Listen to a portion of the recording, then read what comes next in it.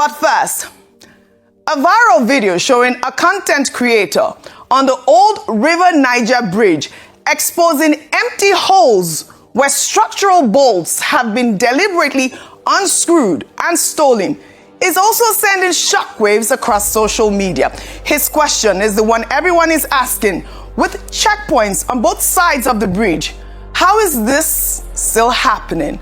Let's watch. Now, this is the example of what I'm talking about. As you can see, look at this knot. 1, 2, 3, 4, 5, 6. Yeah? Out of 12 knots here, only 2 is remaining. It's not only this one, no. Different slabs. Some they will lose the knot and carry this metal. They will remove and carry this metal. I don't know if they want this bridge to fall. Yeah? This is our national treasure.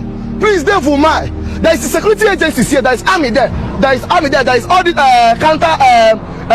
counter security units there also. But yet they don't know who is losing this thing. Get 1, 2, 3, 4, 5, 6. Now only 1 and 2 here. Yeah? I don't know. This is how they have been losing this. See this one also. Yeah? I don't even understand. Yeah? If I know where I can buy this boat, I'll buy it and use it and tie it to the bridge. Yeah?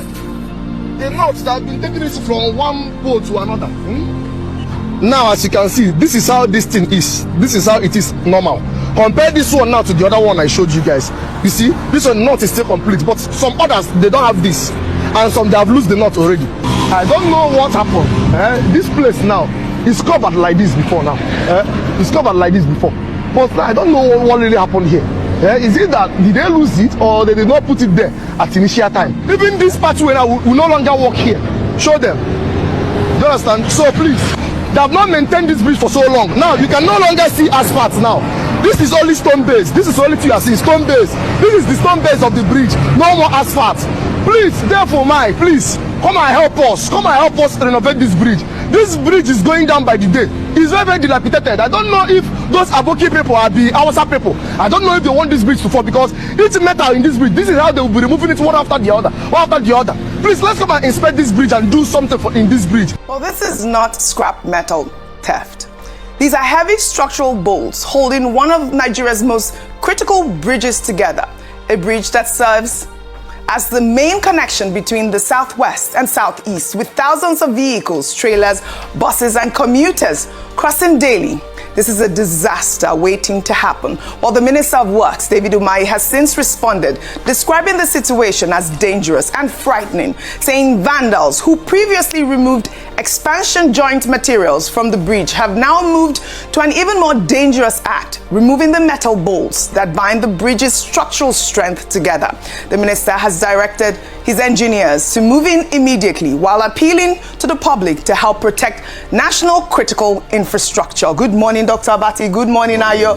Good morning, Rufai. It feels like an infrastructure show now this morning because, I feel like we've taken this sort of stories the entire week. I think it was only last week we had another story about these young boys in the north actually destroying a concrete pavement to steal rods from the pavement. Your thoughts quickly before I move on, jump on to other stories. Quickly. We've made the point again and again in this on this table that the problem with Nigeria is not just leadership, it's also the followership. Our people are also part of the problem. And I think it is right to argue, to ask, as Minister David Umahi has asked, that Nigerians themselves have an obligation to protect public infrastructure. We want government to serve us, but it is the same Nigerians who go and sabotage public infrastructure. Umahi in the last week has rushed from Ibadan to where was that? Agbo Asaba Expressway. Yes. I wouldn't be surprised if he rushes now to River Niger Bridge to go and be doing boats and knots himself that have been stolen. If our people are not stealing infrastructure on 3rd Mainland Bridge, they are removing rail lines, they are taking from the coastal bridge, they are now River Niger Bridge taking off boats and knots and risking the lives of everybody. That River Niger Bridge was built and commissioned in November 1965. It was French contractors, Dumes. I think Dumes is the name of the company that built that bridge. The people who are now stealing boats and knots, maybe their parents were not even born at the time that particular bridge was commissioned, which is a bridge that links to east to the west. if that bridge collapses, we will only have the second Niger Bridge, which was commissioned 2023, 2024, and not fully completed. So, these are people who are risking the lives of others. They should be identified, apprehended if possible, and made to feel, the full wrath of the law. However, the gentleman who produced this video and raised the alarm, well, yes, in the age of citizen journalism, this is welcome, and you have done well by amplifying it. However, when the man was speaking, because I listened to that video, he was saying these Hausa people are the ones removing boats and not. How did he arrive at the conclusion that it is Hausa people removing the boats and knots? So I think we also should avoid the error of profiling, of labeling other people and promoting disunity. Because for all you know, the people who removed the boats and knots, they may have come from a neighboring Umukwata. I don't understand. They may not from Ogun State, not Umukwata. Not neighboring Umukwata. From wherever, they could be Nigerians from princes and princesses, kings and queens in Umukwata, my very beautiful town. All right, but you've said very well, and this is the main point, really. I mean, Nigerians should really protect its own infrastructure at this time. But we have an update right now for, from the family of Mary Habila, the young woman who was found dead in the home of the Minister of Works, David Umahi. They revealed that she died from cardiac arrest, with her relatives saying she had been living with a hole in her heart.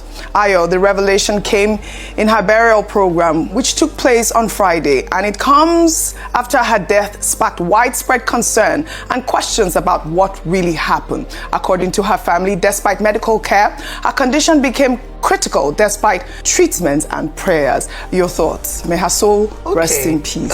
So there's a bit more clarity on the cause of death of Mary Habila, but I don't know if this can be taken as an official statement.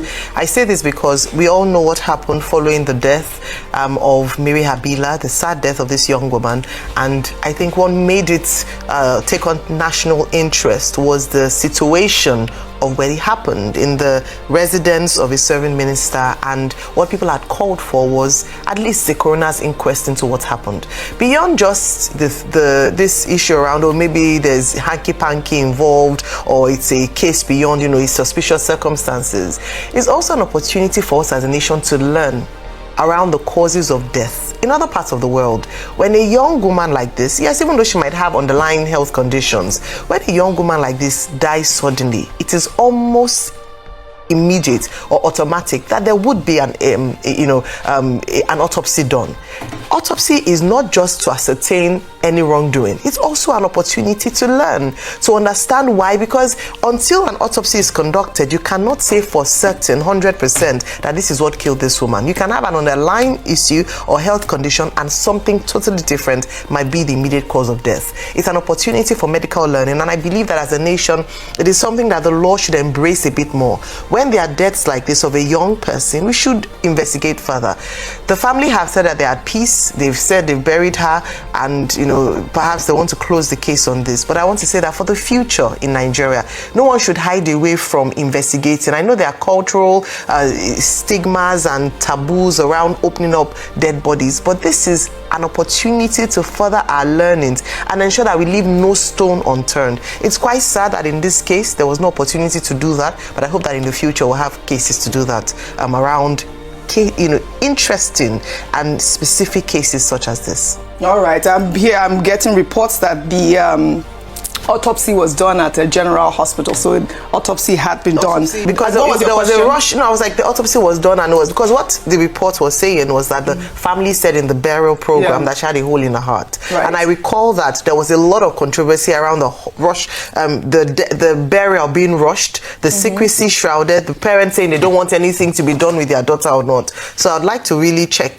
about that autopsy, because initially they'd opposed it, and then there was a rush around this. She was buried in a hush manner, and there were questions around that. I'm just saying, for the purpose of learning, for the purpose of just closing and not leaving unresolved issues, things should be done properly. That's what we're calling for. Very well said. As regards Habila's parents, there are a lot of things that don't make sense about the story they are telling. At first, they didn't tell us that she had a hole in the heart all this while. And I'm sorry, for the life of me, Oji, I built a health outreach center. Yeah. I do a lot in the medical world. Hole in the house, when did it become a death sentence in Nigeria? With about 4.55 million naira, you do a proper keyhole surgery.